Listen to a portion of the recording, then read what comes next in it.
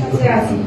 পরবর্তী সেই work permit কাগজপত্র দিয়ে ও তার প্রতারণা বিষয়টি স্পষ্ট হয়ে যায় এবং প্রতারণার চক্রে মূল আমি তারা দেখাবো আমার উপাস্ত না পেয়ে উপায় না পেয়ে আদালতে আদালত বিষয়টি আমলে নিয়ে আমিনুল ইসলামকে কারাগারে পাঠায়। সদরপুর জেল থাকার পরে জামিনে বের হয়ে আদালতের টাকা ফেরত দেওয়ার স্বীকার করলে বছরের পলাতক হয়ে যায় আমিনুল।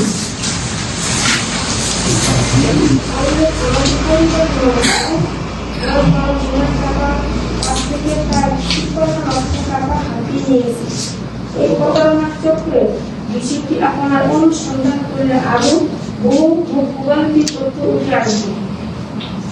বিভিন্ন মাধ্যমে সমস্ত চেষ্টা ব্যর্থ হলে গত বৃহস্পতিবার দুপুর আমি এবং আমার বাসিন্দা জাফর দাদা আব্দুল বারেক মজুমদার বাড়িতে গিয়ে আমাদের পাওনা টাকা দাবি করছি। তার সময় তিনি বলেন, আমি বুড়ো মানুষ, আমি এত টাকা কই পাবো, আমি গরু আছে তা নিয়ে যাও। তাই নির্দিষ্ট অনুযায়ী আমরা গরু দুটি বাড়িতে নিয়ে আসি। এখানে সব কষ্ট করে বলতে চাই আমি আমার দেবর আব্দুল জলিল দাদা এই সময় আমাদের সঙ্গে ছিলেন না, কিন্তু সমাজের একজন সম্মানিত ব্যক্তি জামাতের সেক্রেটারি আব্দুল জলিল উচ্চারিতভাবে সভাপতিতে জড়িয়ে থাকে। সামাজিকভাবে শেয়ার করা সহ বিষয়টি বিভিন্ন খাতে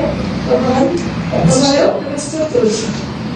দুর্নীতি হিসেবে দুটো গাভীর রুটিন নেয় জামাতের নেতা এবং শিরোনামে বিভিন্ন ছাত্র পত্রিকায় অনলাইনে নিউজ অথবা যেসব সংবাদ প্রকাশিত হয়েছে সেগুলো সম্পূর্ণ মিথ্যা অপসত্য এবং উদ্দেশ্য প্রণয়িত। আমরা এসব বিদ্যুৎহীন সংবাদ তীব্র প্রতিবাদ জানাচ্ছি।